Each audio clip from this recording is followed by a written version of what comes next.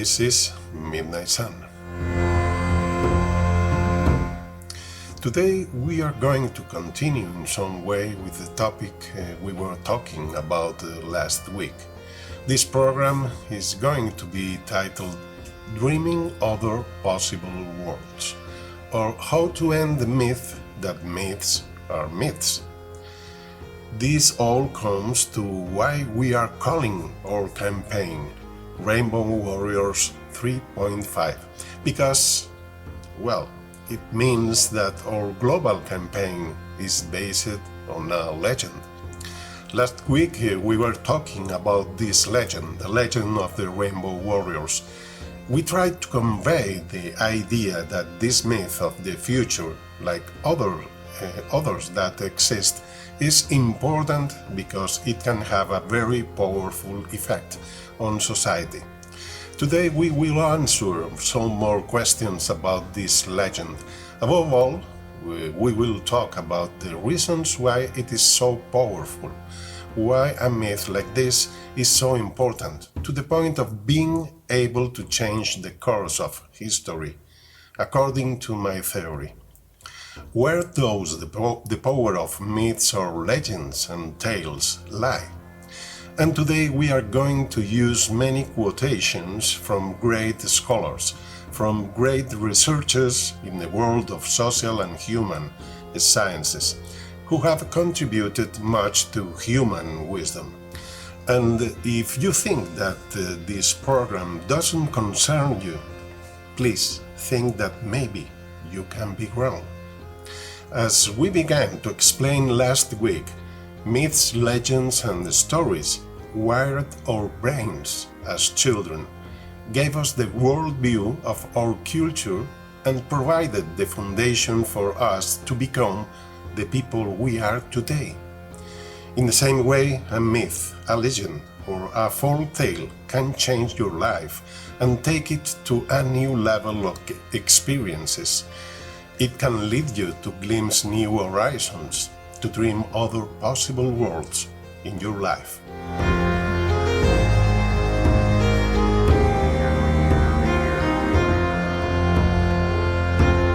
Midnight Sun, directed by Grian Cutanda.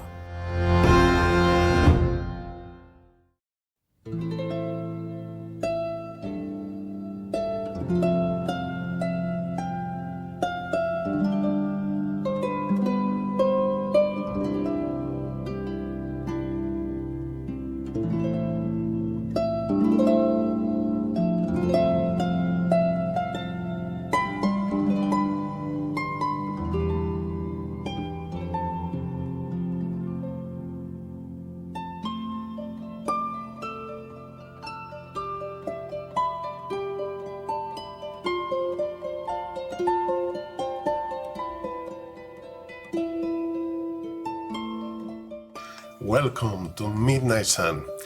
Last week, as I was saying, we were talking about our global campaign, about our citizen movement Rainbow Warriors 3.5, based on a legend that was used by the environmental organization Greenpeace, especially in its first 20 or 30 years. And we were seeing that really it is a legend that has a lot of power and has had a profound impact. Certainly at the time, it continues to have a very powerful impact on the human collective unconscious today. Really, can a legend, a myth, change the course of humanity? This is what we were asking last week, and we gave some answers then. But we did not delve into the reasons why myths, specifically in this case a myth of the future, we did not delve into the reasons why these cultural narrative materials are so powerful. In our Western culture, a rationalist, excessively rationalist culture, in this worldview that we hold in the Western world, somehow we have stopped seeing the importance of myths. Everything is reason, everything is logic, everything is analysis. And of course, Myths do not respond to reason. They do not respond to logic or analysis. And in this regard, I would like to quote here someone who has left an important mark on human thought from the last century. I am talking about Gregory Bateson, biologist, anthropologist, social scientist, linguist, and cyberneticist. In fact, he is one of the fathers of cybernetics because he was from the beginning at the Macy conferences, which took place between 1941 and 1960, and which were meetings of great scientific figures where cybernetics was developed and therefore what we now call the digital revolution, the computer revolution that has changed our world.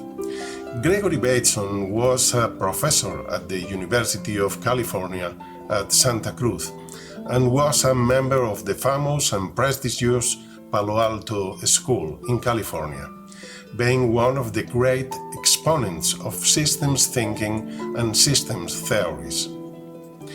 Well, Fritjof Capra, the well-known physicist whose books The Tao of Physics and The Turning Point were both bestsellers, had a conversation with Bateson in the 1970s, of which he left a record in one of his books. It is a conversation that seems to us to be very significant in relation to what I was saying a minute ago, that we live in a world based exclusively on reason, on logic, and yet life is based on something else. In this conversation between the two scientists, Bateson commented, "Logic is a very elegant tool," he said, "and we got a lot of mileage out of it for 2000 years or so. The trouble is, when you apply it to crafts and purposes, and butterflies and habit formation."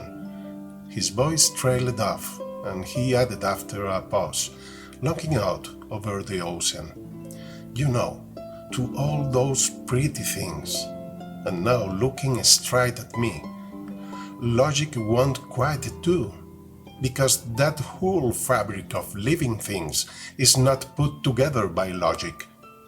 You see, when you get circular trains of causation, as you always do in the living world, the use of logic will make you walk into paradoxes." He stopped again, and at that moment I suddenly had an insight, making a connection to something I had been interested in for a long time. I got very excited and said with a provocative smile, "Heraclitus knew that." "Heraclitus knew that," Bateson repeated, answering my smile with one of his. "And so did Lao Tzu," I pushed on. "Yes, indeed, and so do the trees over there. Logic won't do for them. So what do they use instead? Metaphor." "Metaphor?" "Yes, metaphor. That is how this whole fabric of mental interconnections holds together. Metaphor is right at the bottom of being alive." These are words from Gregory Bateson, one of the fathers of cybernetics. It is not reason, not logic, not analysis. It is metaphor. Metaphorical thinking. That kind of thinking is key, and by extension, as we'll see now, by extension of metaphor, it is narrative, not reasoning, what is relevant. Narrative is what can change the course of history, and we could also say the course of your history. You haven't noticed how much people talk about the narrative nowadays in politics? Political parties talk about the story, that you have to establish very well the story, the narrative, to get votes, even to undermine the opposing parties. The story, the narrative. Political parties are aware that the narrative is the key to everything. They even go so far as to invent narratives of non-existent problems. Well, today we are going to talk about the importance of narrative and, beyond it, about the cultural narratives that we call myths, legends, and folk tales. This is Midnight Sun. If you are listening to us, you are already part of the tribe.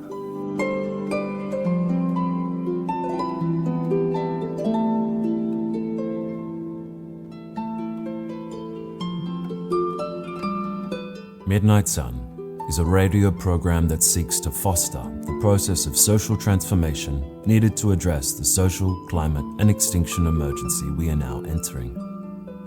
Our goal: that you put your talents at the service of the earth and the terrestrial community of life. Join the tribe at the Midnight Sun, the social media hub of the Rainbow Warriors 3.5 global campaign.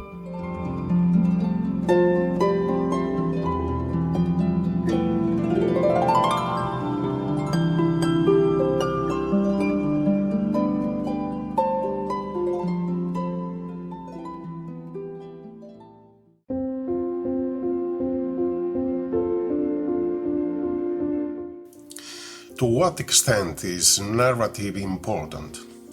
Jerome Bruner, an American psychologist who was a professor at Harvard and Oxford universities, did research on this subject. Bruner assumes that traditionally thought has been understood as an instrument of reason, concluding that thought should be governed by the laws of logic and induction. However, he argues that logical thinking is not the only type of thinking we use, nor is it even the most pervasive, and he justifies the existence of another type of thinking different from mere reasoning, namely metaphorical analogical thinking, the kind of thinking involved in the construction of stories and narratives. For Bruner, narrative offers us a version of reality whose acceptability is determined not by logic or verifiability, but by convention and narrative necessity. That is, that the story makes sense in its plot and outcome. From this point of view, narrative would operate as an instrument of the mind for the construction of reality, for organizing human experience. In fact, Bruner said, narrative truth, between quotation marks, truth, is judged by its verisimilitude rather than its verifiability. There seems indeed to be some sense in which narrative, rather than referring to reality, between quotation marks, may in fact create or constitute it, as when fiction creates a world of its own.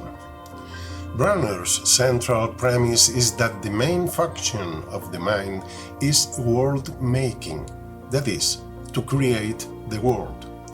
Later, in 2004, Bruner asks whether our own autobiography, the narrative we tell ourselves about our own lives, should not be seen as a series of life-making procedures by which we construct our own life. In fact, Bruner goes even further by saying that ultimately we become what we tell ourselves in our narrative, in that narrative through which we tell ourselves our own life. Can you see how what we talk about here not only works collectively on a social level, but can also work for you personally on an individual level?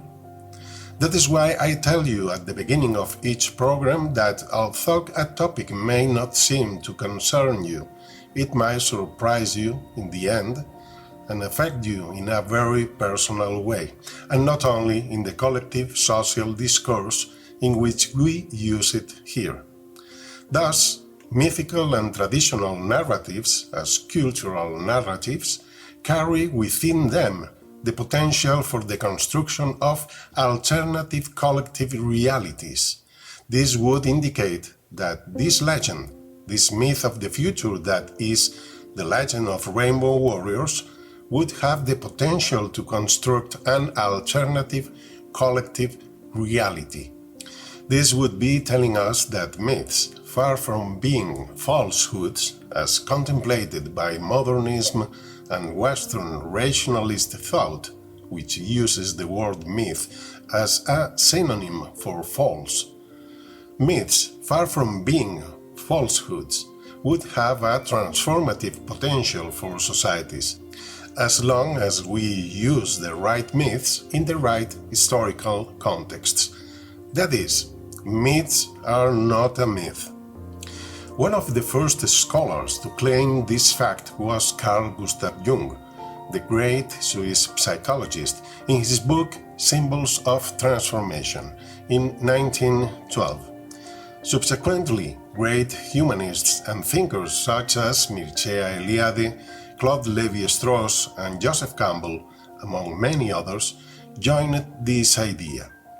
Specifically, Jung considered that from the collective unconscious arose the impulse from which the human species advanced, that, in this is verbatim, consciousness is an ephemeral phenomenon, carrying out momentary adaptations and orientations. Unconscious, on the contrary, contains the source of the forces that set the soul in motion. And the forms or categories that regulate it all are the archetypes. All of mankind's strongest ideas and representations can be traced back to archetypes.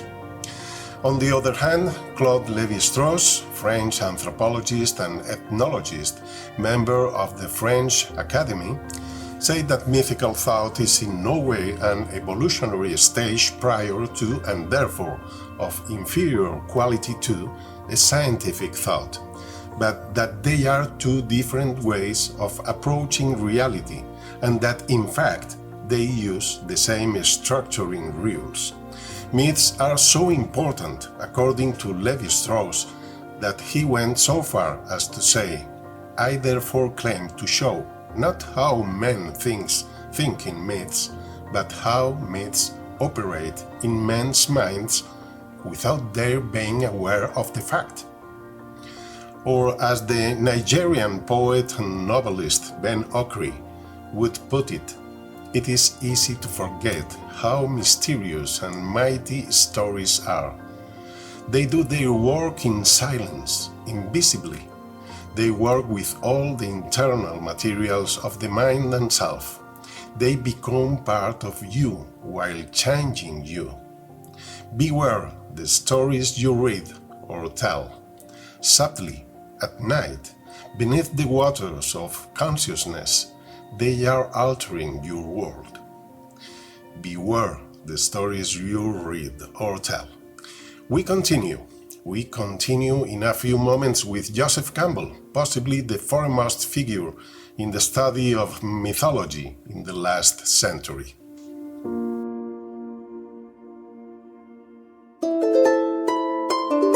If you focus your life on yourself, if you don't care about the suffering of other people, of other beings, if you don't care about what happens to the earth and her community of life, don't waste your time listening to us. This program is not for you. Midnight Sun.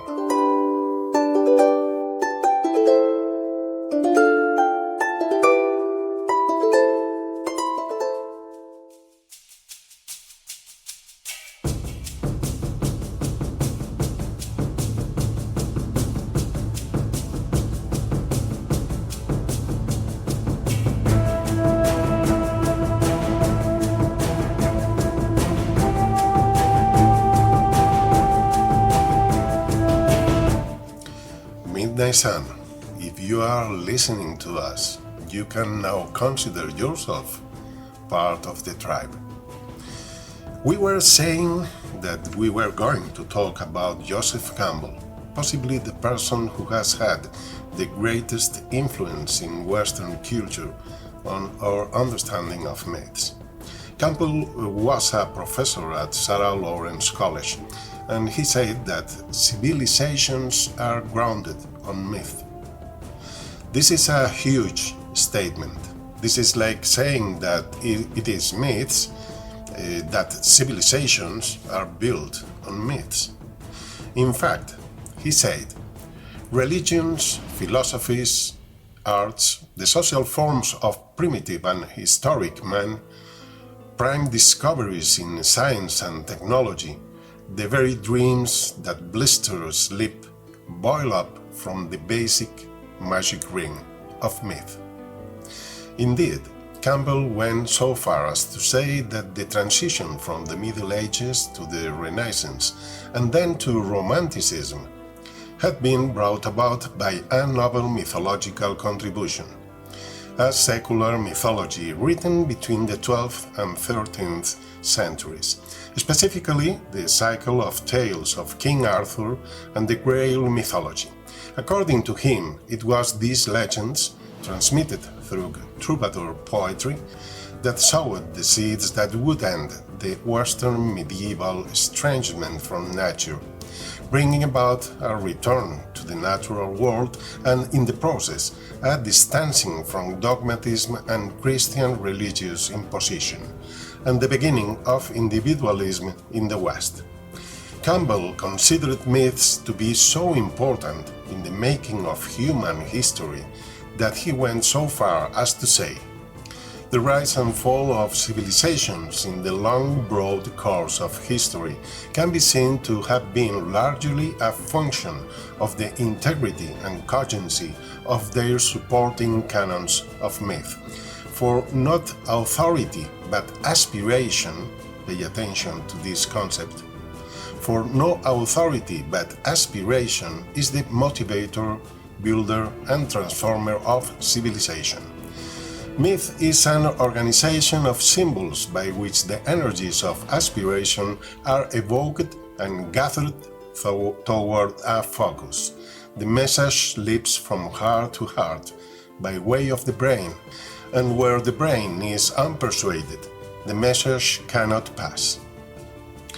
I would like to draw attention to the aspiration proviso, which Campbell speaks of in this quotation, as I believe it is crucial to understanding what he is trying to convey here.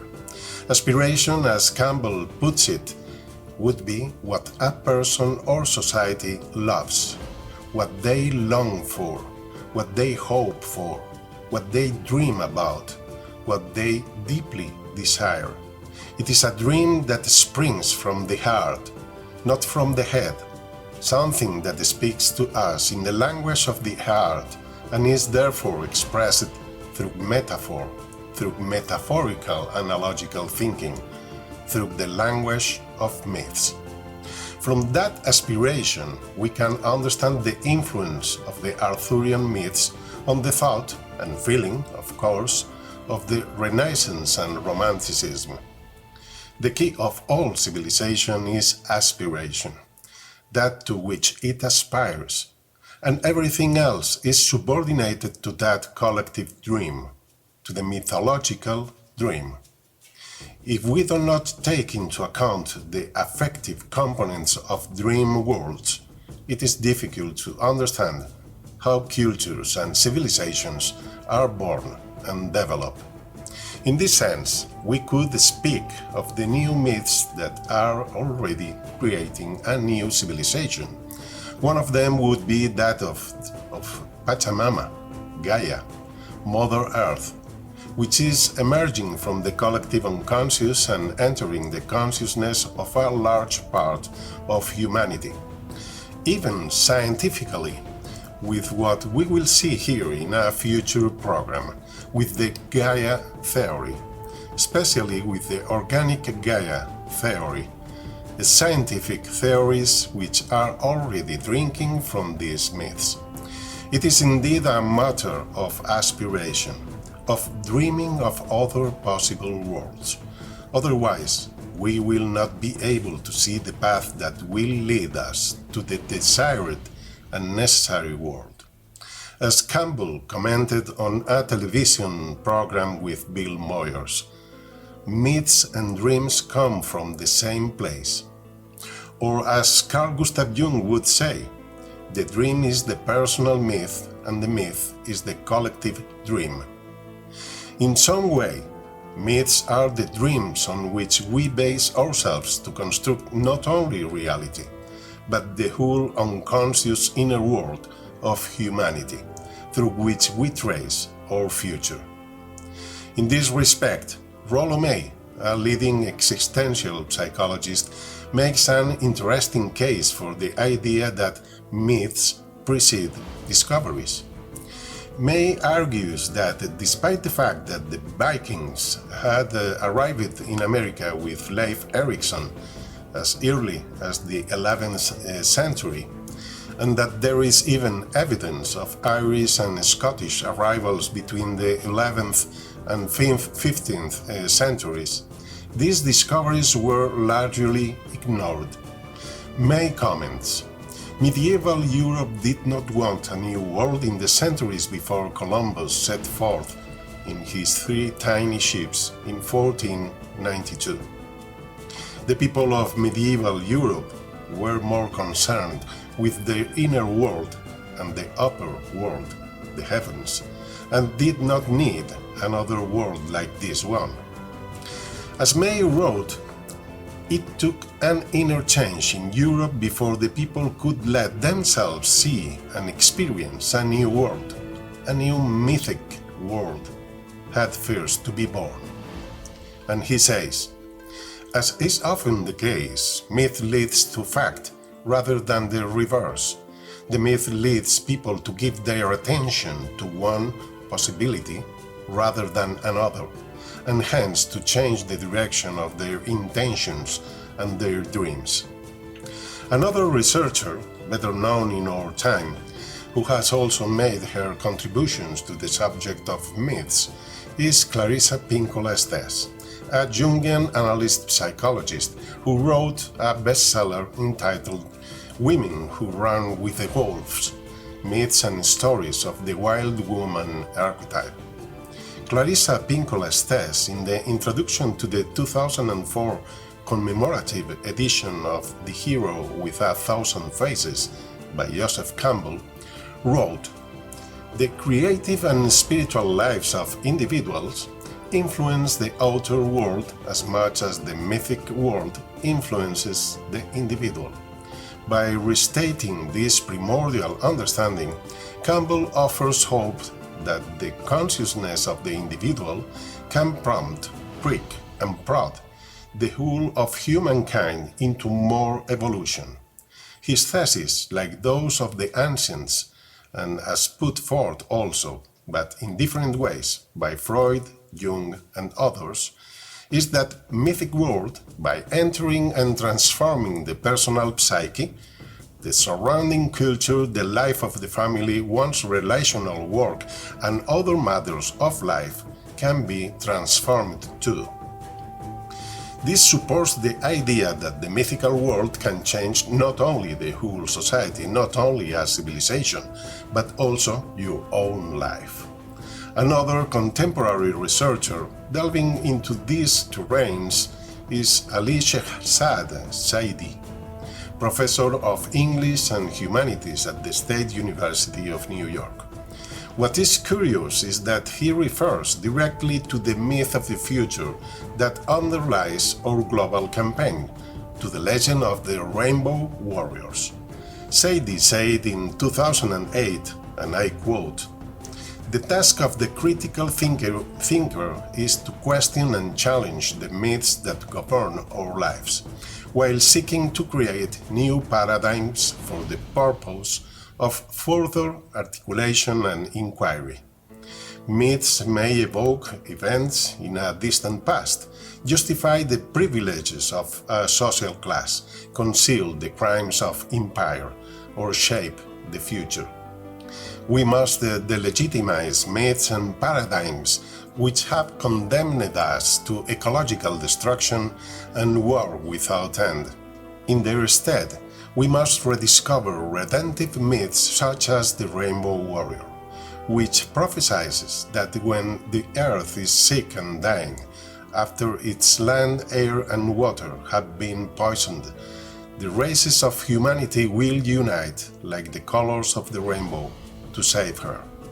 Perhaps then we will discover the sacred dimension of our lives and nurture a poetry of existence that coaxes the objects of our living universe to reveal their secrets. In the final analysis, what we would be arguing from Midnight Sun with the Rainbow Warriors 3.5 campaign is that we need to live a myth that is capable of transforming our future, that allows us to dream of an alternative future for humanity. A magnificent example of this, however foolish it may seem to the Western mentality, is offered by Jung himself through a culture he studied personally, the culture of the Pueblo Indians. In it, he offered an example of how myth can give meaning to life, both individually and collectively, creatively projecting the inner world outwards. Jung says, "It is the role of religious symbols to give a meaning to the life of man.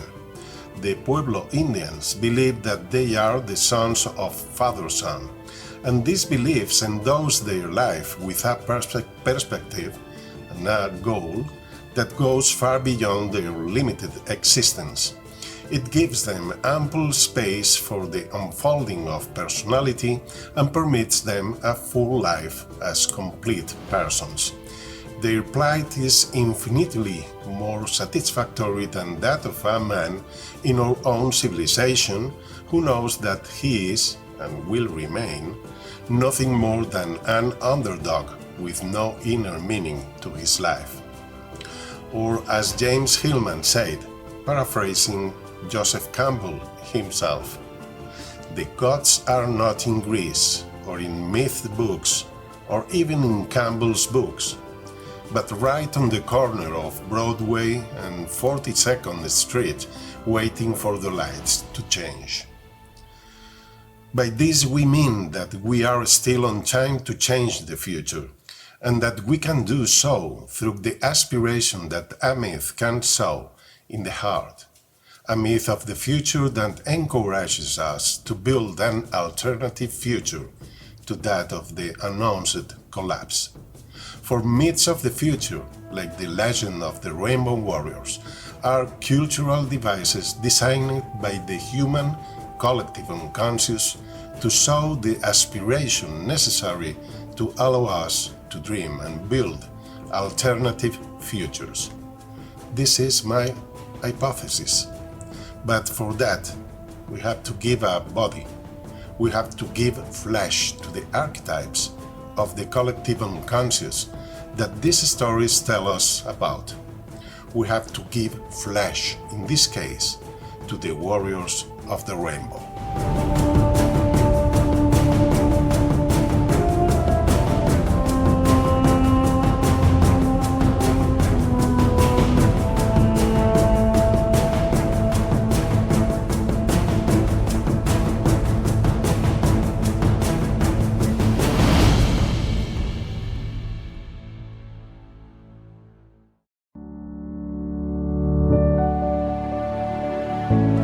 Do you know the Earth Charter? The Earth Charter is an international declaration of ethical principles for the respect and care of life, ecological integrity, social and economic justice, democracy, non-violence and peace. But it is also a worldwide movement which seeks to inspire in all people a new sense of global interdependence and shared responsibility for the well-being of the whole human family, the community of life and future generations, thus becoming a vision of hope and a call to action. Learn more about the Earth Charter at earthcharter.org. Earth Charter, turning conscience into action.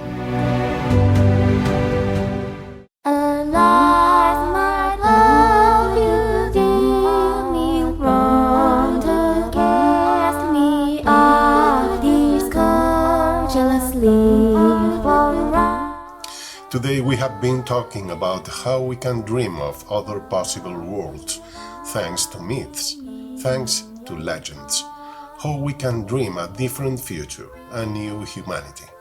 We have talked about why myths are so important and have such a profound influence on the human species. We have talked about how Gregory Bateson, one of the fathers of cybernetics, said that the universe was based on metaphor, not logic.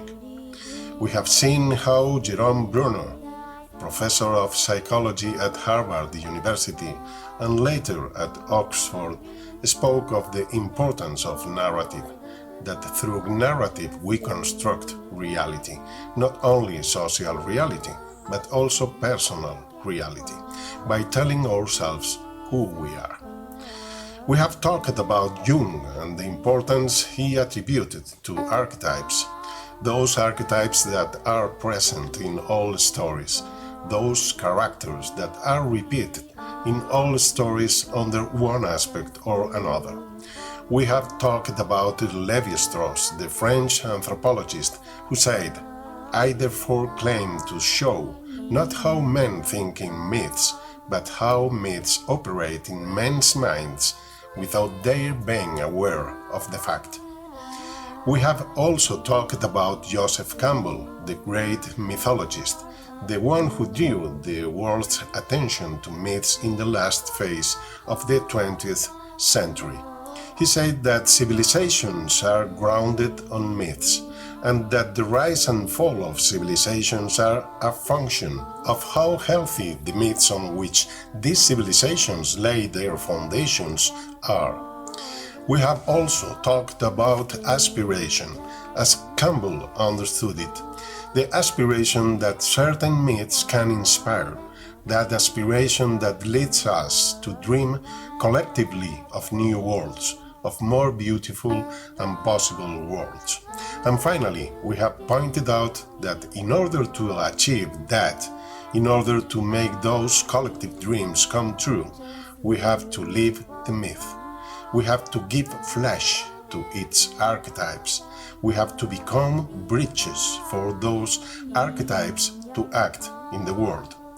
We repeat the sentence of James Hillman, the eminent analytical psychologist, saying, "The gods are not in Greece or in myth books or even in Campbell's books, but right on the corner of Broadway and 42nd Street, waiting for the lights to change." This means we can bring the gods, the archetypes, with all their power into this world to work the miracle. But for that we will have to work with imagination, which we will talk about in future programs.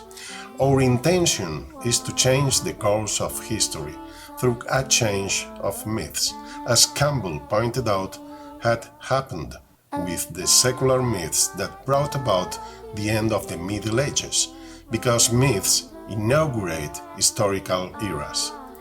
And from all this, we will not only benefit as a species and as societies, but you can also benefit personally in your own life, because through a change of narrative, you can also change your own existence.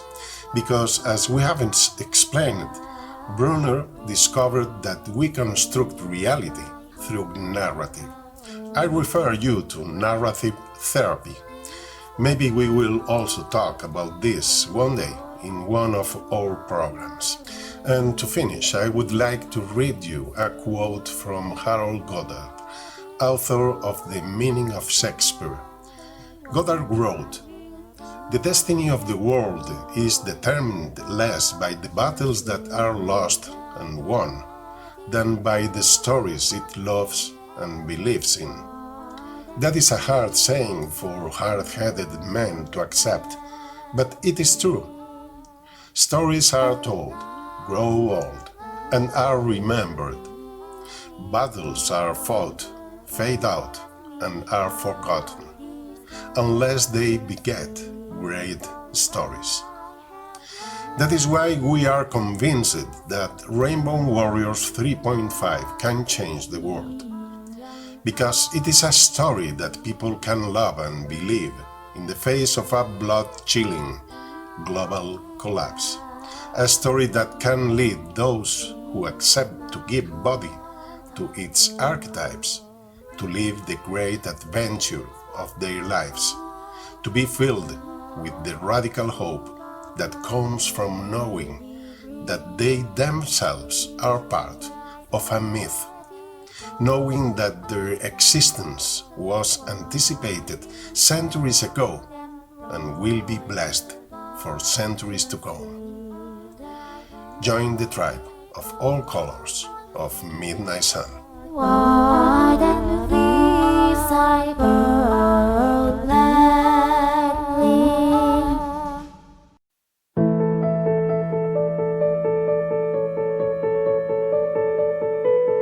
In a world facing an uncharted future because of the planetary emergency we are now entering, we need voices to help sow the radical hope that we can build an alternative tomorrow.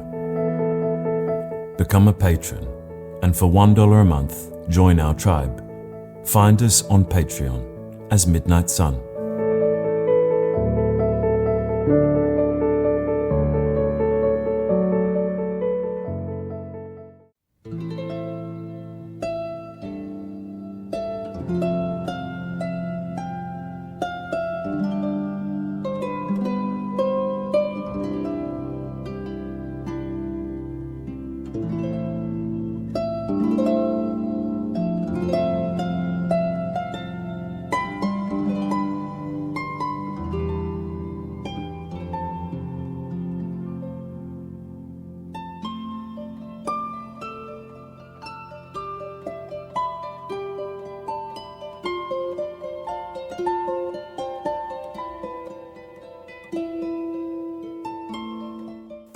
And we end Midnight Sun for today.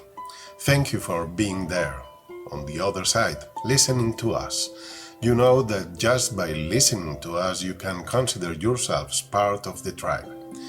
We would like to thank, as always, Kim Robertson, the woman who plays this magical, wonderful harp that you are listening to in the background, for allowing us to use her music royalty-free. Thanks to John Mario Diaz and Radio Chacaruna for being the first independent radio station that is broadcasting this program and launching the Global Rainbow Warriors 3.5 campaign to the world. Thanks to Blake Kendall for bringing his voice to the program, to Marta Ventura for taking the helm of Midnight Sun from the shadows.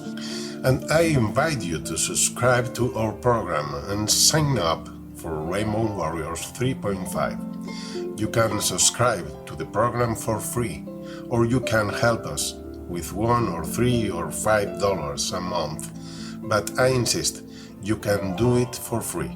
We are not here to make money. You can subscribe and you will be notified by email of the publication of each of our programs. And on the other hand, if you would like to join Rainbow Warriors 3.5, I must announce that we will be starting work shortly. We will soon convene a first meeting to see what we can do, what things we can do together to build an alternative future to the collapse that is coming if we don't act immediately. So that's all. Thank you for being there, and may the sun shine for you at midnight.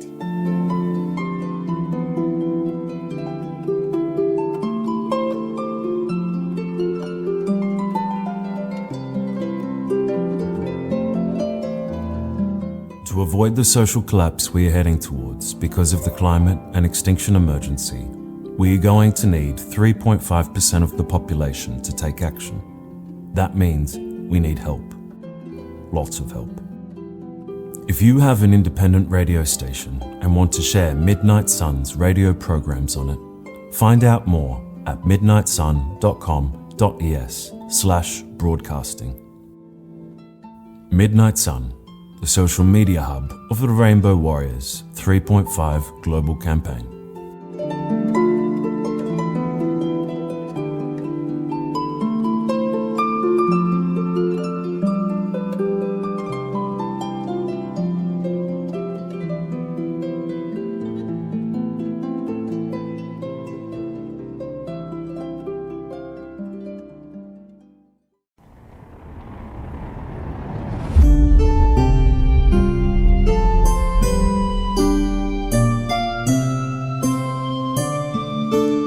Midnight Sun, el sol de medianoche.